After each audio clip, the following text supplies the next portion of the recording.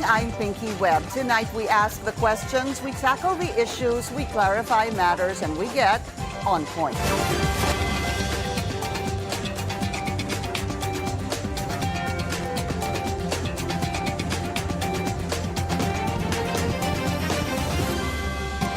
The International Criminal Court is set to rule tomorrow on the appeal of former President Rodrigo Duterte on the denial of his request for interim release. Let's get on point with ICC-accredited lawyer Gilbert Andres, who joins us via Zoom. Attorney Andres, good to have you. Welcome to the show. Thank you for your time. Good evening, Pinky, and to all your viewers. All right. So tomorrow is really a big day. Well, for two things, obviously, because the appeals chamber will decide on the appeal of former President Rodrigo Duterte's camp on the denial of his interim release. That's one. And the other one, obviously, attorneys, this is the only time again since March that we will certainly see former President Rodrigo Duterte. What are we expecting tomorrow? And I believe this will start at 5:30 p.m. Manila time. Yes, Pinky, it will start 5:30 p.m. But if you're watching online, there will be a delay, most probably about a 30-minute delay for security reasons. Now, what do we expect? First, let's expect the appeals chamber to actually discuss the three conditions, the three grounds for actually granting a warrant of arrest. And why am I saying granting a warrant of arrest? Because it's still the same three grounds that will be considered whether or not to grant an interim release application. So what are those three grounds? Number one, if the person is a flight risk. Number two, if the person will imperil the investigation or proceedings. And number three, if the person will continue on committing the crimes for which he was charged for. Then we also expect the appeals chamber to reiterate the standard of determining these conditions. And the standard is not certainty, but actually just probability. And then lastly, we expect the appeals chamber to discuss the facts and the law as applied by the pre-trial chamber when it denied Mr. Duterte's application for interim release, and what will be the decision of the appeals chamber. Attorney, with regard to the appeals chamber, how many will be sitting there and deciding this particular appeal? Well, Pinky, the appeals chamber of the ICC is composed of 5 persons. There will be a presiding judge, and based on the Rome Statute, the decision of the appeals chamber will be given publicly. So the appeals chamber will vote, all of them. Of course, they have already voted before. And if there are any minority opinions, if there are any dissenting opinions, that will also be provided for. Okay. So that will be the pattern tomorrow. So is it right to say that it will have to be at least a 3-2 vote to either grant or deny? Yes, Pinky. In fact, we already have a format of that, a view of that. Remember, Pinky, the Philippines applied for a suspension of the investigation. And then this was actually denied by the pretrial chamber, and the Philippines appealed before the appeals chamber. And then the appeals chamber gave a public pronouncement of its decision. I think it was last July 2023. So we also expect the same format tomorrow. Gaano ho kaya katagal ito, attorney? Well, I think more or less, based on the previous appeals chamber decision on the Philippine situation, I think it was more or less 30 minutes. So maybe tomorrow, more or less 30 minutes. Okay. And are we going to be certain that the former president will be required to appear either in person or remotely? Actually, Pinky, based on the Rome Statute, the person may or may not attend any appeals chamber decision that's given in public. So that's really up to Mr. Duterte, but I hope he will attend in person. I see. So that decision will be up to, obviously, former President Rodrigo Duterte and or his lawyer. Well, the lawyer will really appear there. No, Uh, the appearance of the former president. That's a decision, rather, that will be made by the former president and his lawyer, yes, yes. Attorney Kaufman. Yes, but as to Attorney Kaufman, he will definitely appear Yeah. there. So it's not mandatory for him to actually show up during the appeals chamber decision. Yes, it's not mandatory. Okay, I thought it was mandatory, either remotely or in person. So it'll start at 5:30, but there will be a delay, a bit of a delay. That's about 30 minutes, so maybe we'll start seeing it around 6 p.m. and should end more or less in 30 minutes. Attorney, question. If the appeals chamber denies the interim release, can this still be subjected to a motion for reconsideration? I don't think so, Pinky, because there's actually no provision for such in the rules of procedure and evidence. And remember, this is already the same appeals chamber which will decide. So the rules of procedure actually goes for succinctness. So there are no more motion for reconsideration. What if it's granted? Well, if it's granted, Does which the prosecution, the ICC prosecutor, have the ability, the chance, or the opportunity to file a motion for reconsideration? I guess the question is, once the appeals chamber decides, is that final and executory? it's final and executory, as we use that term here in the Philippines. But actually, Pinky, there's actually a provision in the rules of procedure. I think, if I'm not mistaken, Rule 118, wherein the pretrial chamber can also review any release of a detainee. So that's also a provision that's available for the prosecution in the unfortunate event that the interim release appeal of the defense is granted. So, I'm sorry, I didn't quite catch that. So there's a Rule 118 that will actually be what, sir? Can be used by the prosecutor?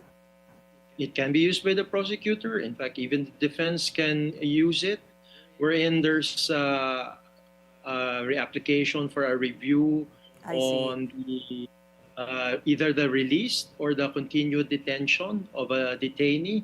Also, in the unfortunate event that the appeal for interim release is granted, I'm pretty sure there will be conditions provided. And actually, if you look at what the decision might be, it's just three.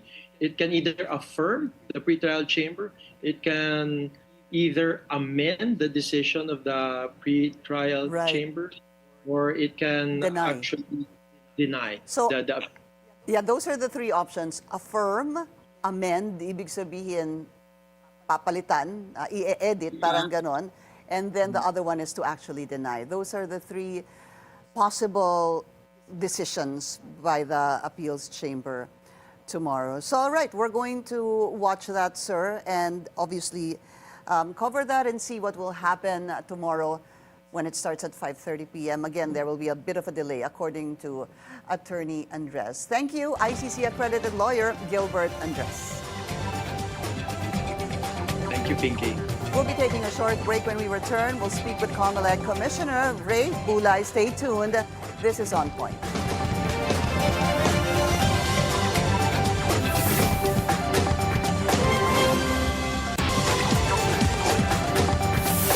Welcome back. The Commission on Elections, Political, Finance, and Affairs Department has recommended to end the investigation on Senator Francis Cheese Escudero.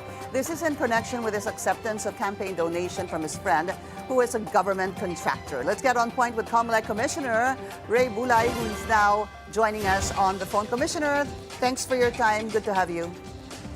Thanks for having me. Good evening. Let's understand this, Commissioner. So the Political and Finance Department, that's an office within the Comelec, cleared Senator Cheese Escudero and Lawrence Lubiano of any wrongdoing with regard to this 30 million donation of Lubiano to the senator, basically saying that the money came from Lubiano's personal capacity and not that of Centerway's construction. At least that's how I'm understanding it. Would that be correct, Commissioner? That is correct, ma'am. Okay. It is. My next question, Commissioner, is how did they ascertain that? Well, the law.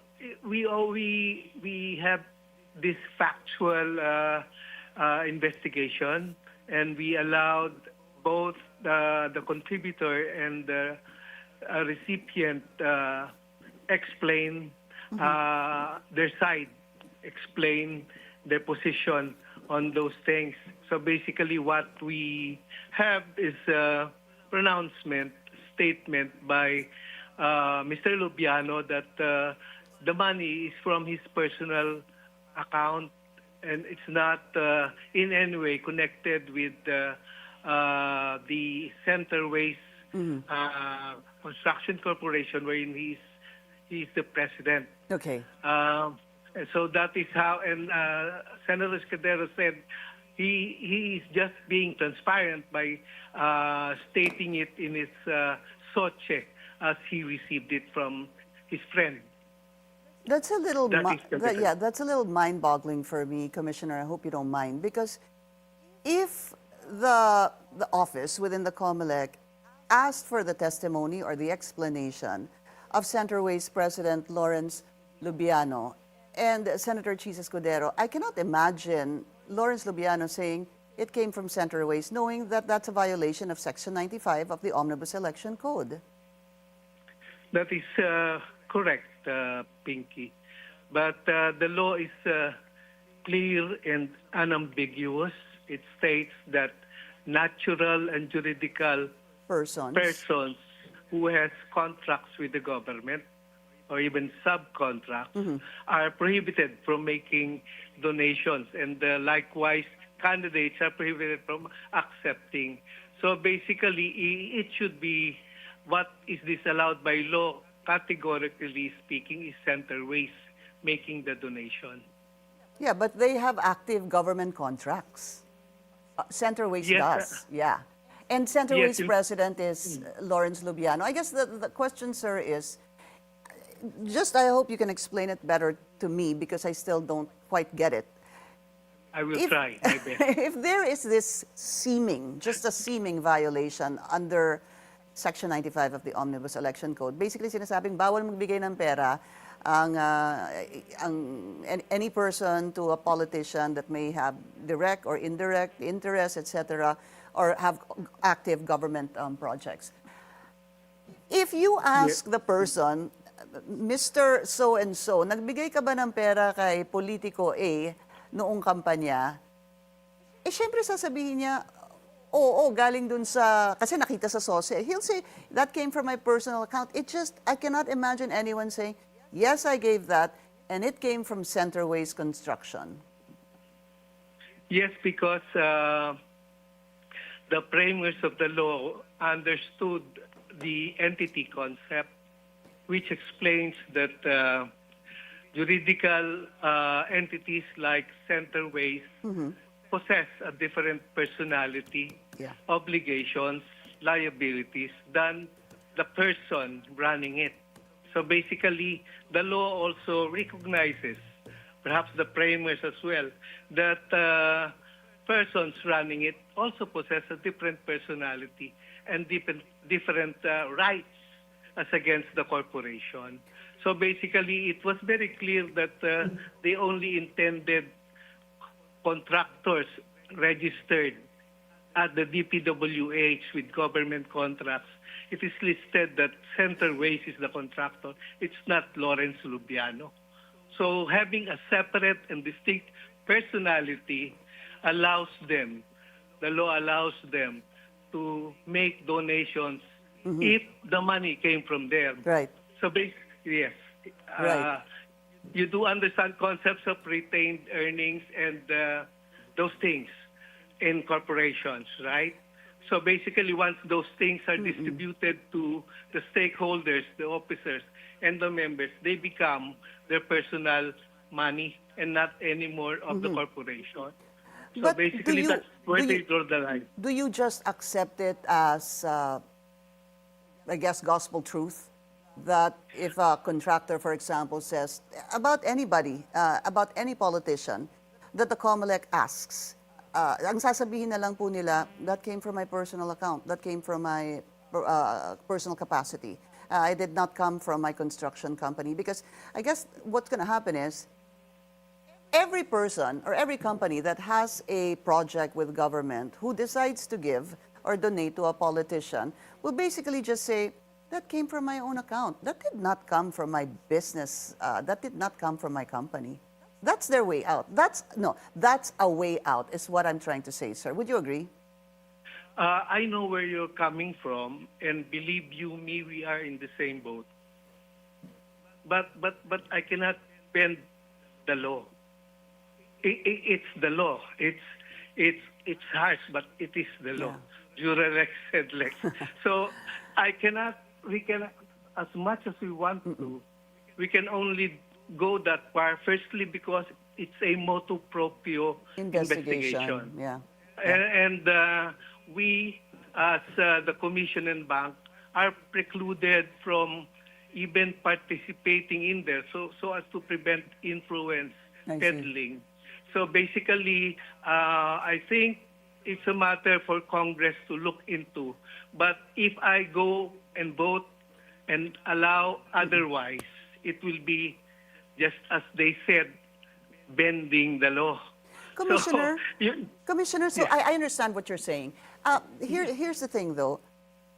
If there's a motu proprio investigation by the Comelec on any politician who received donations from, for example, any construction company, would it be safe to say, sir, then that the Political and Finance Affairs Department will clear them as well? Of course, ma'am. But first, we asked, if you will recall, Chairman Garcia said we wrote the DPWH to tell us if these contractors who are listed in the sources of all these candidates are contractors included in the list of President BBM, right? Especially the top 15. 15, opo. Yes, but all right now, what happened is we asked the DPWH all contractors we saw in the social list of its candidates, even glass makers, glass factories, and that stuff. Yeah. So that we don't leave any stone unturned. Yeah, because it's not just the top 15, obviously. When we're talking about construction companies, these are just the top 15 that the President mentioned during the sumbong mo sa Pangulo. Nung sinabi po niya, mahiya naman kayo, and then he actually showed 15 companies, construction companies, who apparently cornered about 20% of the projects, ano po, and Centerways was one of them. True. That's why I unfortunately I don't have time. That's why I ask that question again. Any of those 15 construction companies who may have donated to any politician, parang it's easy for, sir, to say that, you know, the Political and Finance Affairs Department can also clear them, because all those 15 can also say that money came from my personal capacity and not that construction company. Would that be correct, sir? Yes, ma'am. And we asked questions to Mr. Lobliano, saying that, is there a board resolution? Because his company is a corporation. It's run by a board. So we try to look into board resolutions stating allowable donations to any candidate as well. Okay. So that's the only thing we can do. Yeah. That's the only thing we can do. And maybe also, commissioners, on a last note, maybe something, Section 95 of the Omnibus Election Code should actually, do you think it needs to be amended, updated? Yes. I think it needs to be amended, and I'm so happy that some congressmen said that nadidismaya sila sa desisyon namin. But alam nyo naman, ang gumagawa ng batas sila eh. Unfortunately, yeah. That's true, sir. Unfortunately, we've run out of time, but I was also speaking to Attorney Jess Falces earlier. There is a case or a complaint that they filed before the Comelec regarding this. Well, I hope we get to talk about that another time. Unfortunately, sir, naubos na po talaga yung oras namin. I hope to speak to you again. Maraming salamat. Comelec Commissioner Ray Bulay. Thank you, sir. That's on point. Bye-bye. Thank you. Join us again tomorrow, 7:30 p.m. here on BNC, the Billionario News Channel. I'm Pinky Webb. Thank you for watching.